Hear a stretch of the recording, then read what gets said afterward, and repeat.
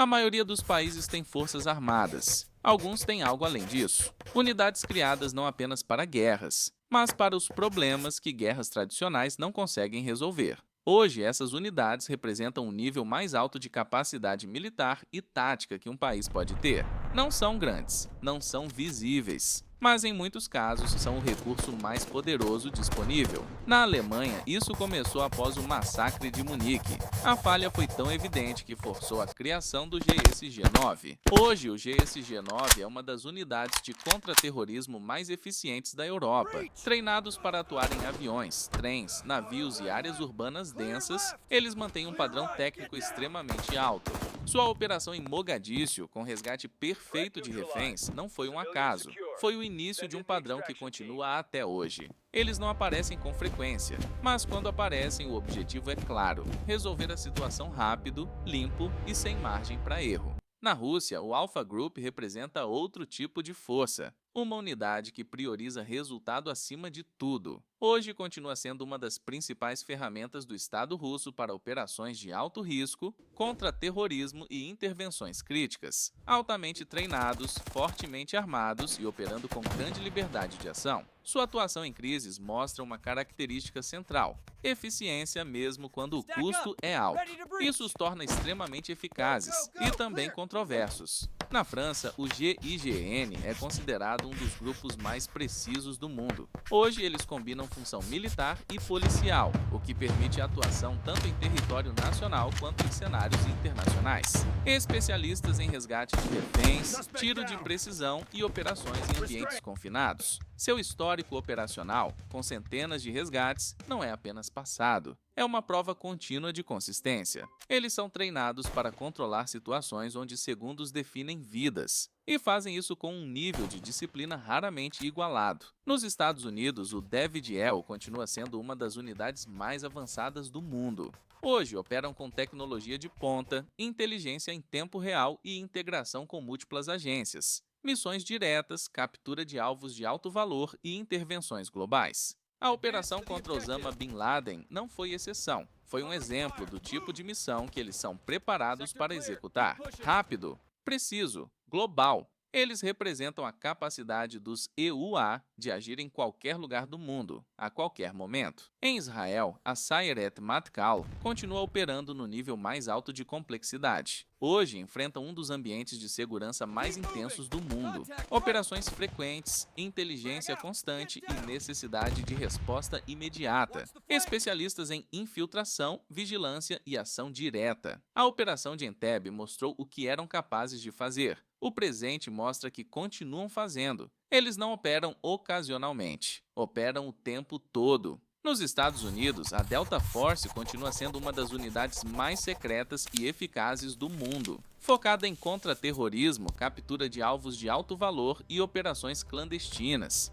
Hoje, trabalha integrada com inteligência, drones e forças especiais aliadas. Seu poder está na discrição, pouco é divulgado, mas sua presença é constante nos principais conflitos e operações sensíveis. Eles são usados quando o problema não pode falhar. No Brasil, o BOP opera em um cenário único. Hoje enfrenta um tipo de conflito que mistura crime organizado, guerra urbana e controle territorial. Ambientes densos, imprevisíveis e altamente perigosos. O BOP desenvolveu uma capacidade operacional voltada para combate em áreas urbanas complexas, treinamento intenso, resposta rápida e atuação direta. Sua força não está em tecnologia global, mas na adaptação a um dos ambientes mais difíceis do mundo.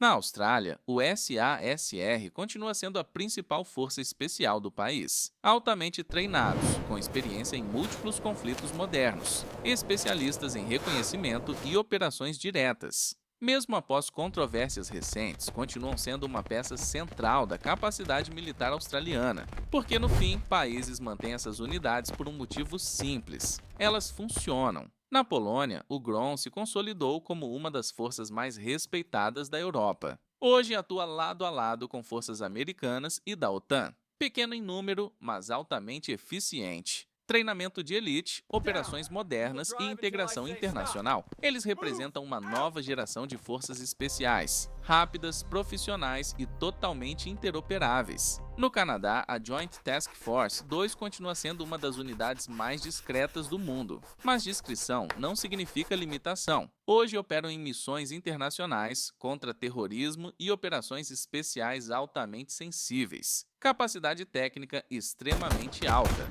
precisão, paciência e execução. O tipo de unidade que raramente aparece, mas quando aparece já está no controle da situação. E apesar das diferenças, existe algo em comum entre todas elas: nível, treinamento extremo, seleção brutal, operações que exigem precisão absoluta. Essas unidades não representam apenas força, elas representam o ponto máximo do que um país consegue fazer quando precisa agir sem margem para erro. E no mundo atual, essas situações continuam acontecendo, mas força não é só treinamento, é também onde e como essas unidades conseguem operar. Porque hoje essas forças não estão limitadas a fronteiras. Elas atuam em desertos, cidades, montanhas, selvas e, em muitos casos, em países onde oficialmente não estão. No Paquistão, o SSG é treinado para operar em praticamente qualquer terreno imaginável, das montanhas do Himalaia até regiões desérticas e fronteiras instáveis.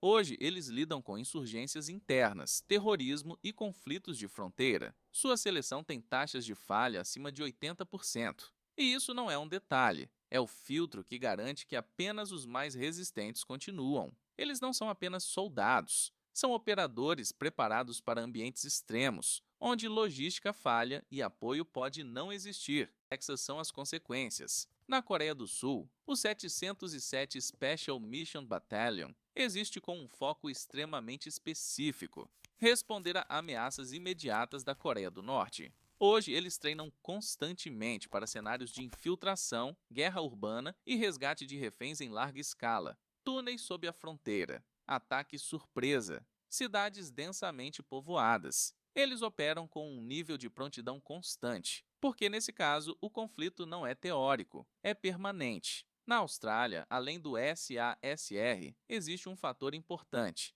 projeção. Essas unidades não atuam apenas dentro do país. Hoje, forças especiais australianas participam de operações conjuntas com aliados, especialmente em regiões como Oriente Médio e Ásia. Isso mostra outro ponto essencial: essas unidades não são isoladas. Elas fazem parte de uma rede global. E essa rede é talvez o elemento mais poderoso de todos. Unidades como Delta Force D, EVGRUSAS-GROM frequentemente treinam juntas, compartilham técnicas, padronizam operações, operam lado a lado em missões reais. Isso significa que hoje essas forças não são apenas unidades nacionais. Elas formam um sistema interoperável, capaz de agir rapidamente em diferentes partes do mundo, com coordenação quase imediata. E é isso que realmente define essas unidades. Não o equipamento, não o orçamento, não o país, mas a função.